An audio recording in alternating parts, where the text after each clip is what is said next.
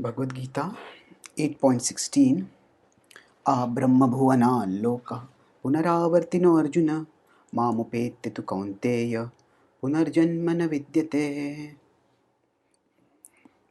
A Brahma Bhuvana Loka. Krishna is speaking over here and he is stating A Brahma Bhuvana Loka. So Brahma Loka is the highest abode in the universe. It is the abode of Brahmaji. Bhuvana Loka. So Bhuvana Loka refers to the lower planets, and specifically in this context, it refers to the lowest planets. So A Brahma Bhuvana Loka refers to from the highest planet to the lowest planet. Punar Avartino Arjuna. Punar Avartino. One has to come back. Mamupetya tu Kaunteya. But if you worship me, Mamupetya, then what will happen? Punarjanma na vidyate. There will be no Punarjanma na vidyate. In this verse, Krishna is contrasting the attainment of all other post-mortem destinations with the attainment of Krishna's abode. In the previous verse, Krishna has stated that those who attain his abode never come back to this miserable material world. Dukkha lema shashvatam. In this verse, he continues that theme and he states here that apart from his abode, whatever one may attain, from there one will have to come back. And again, Krishna stresses that, but after coming to Krishna, one will not have to come back.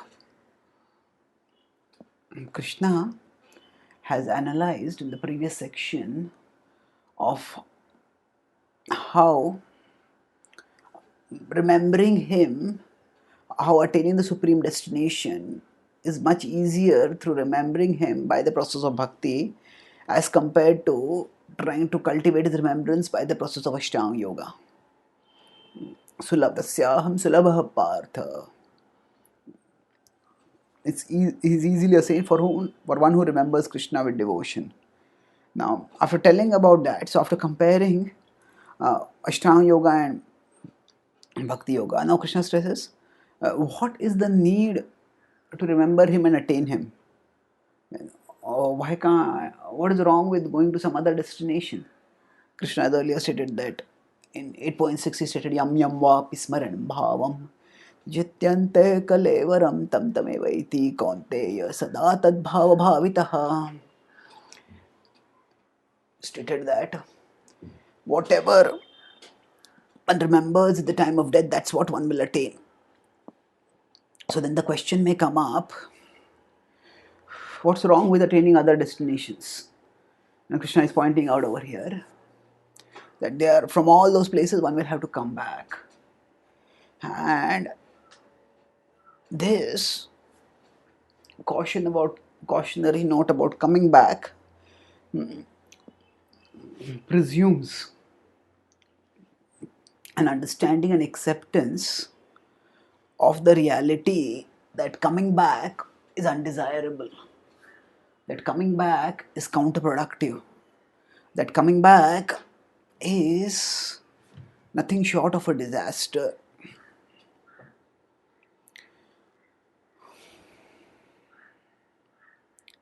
The material world can be at different times compared to different things to convey its nature and purpose.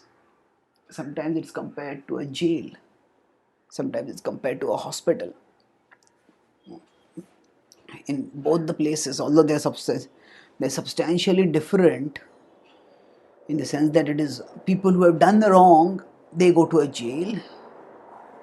People who fall sick, now normally we may say that people who fall sick may also have done something wrong, but it may not necessarily be so, at least not from this life perspective. Somebody just is going along with the routine course of life and gets malaria or gets cancer.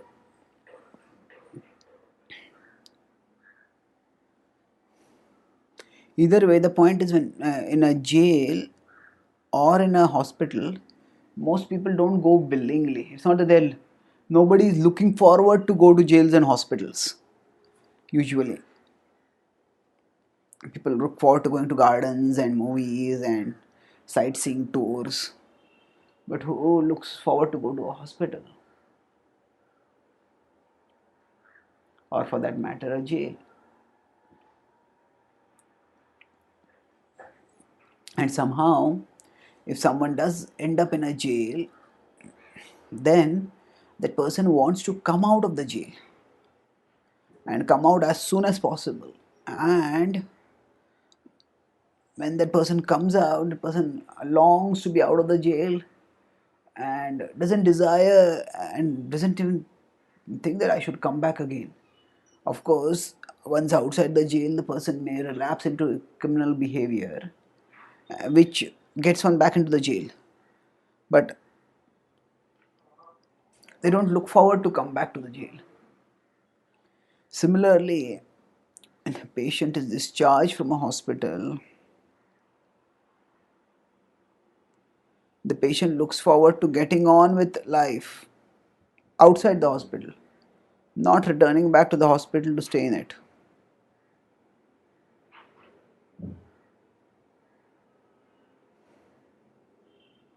So, based on this understanding that in either of these places, like a hospital or a jail, coming back is undesirable. It is disastrous, in fact. So, similarly, coming back to this world is considered a spiritual catastrophe for the soul. So, Krishna explains here that to such a world one will not have to come back if one attains his abode.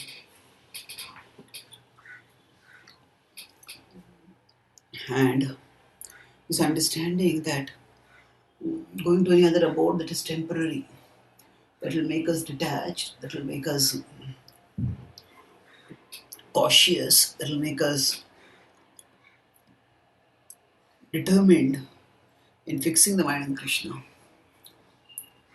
Now, in the Vedas, going to Swarga, going to the heavenly planets, is itself glorified, and Brahmaloka is higher even than the heavenly planets. So, going there is actually a higher destination still. So, what is the problem to going to such an abode? That will be mentioned in the next series of verses from 8.17 to 19. So the theme in this section from here from 8.15 to 8.22 is that by comparing the nature of the material and the spiritual worlds, by recognizing the temporary destructible nature of the material world and the eternal indestructible nature of the spiritual world, one will be able to attain the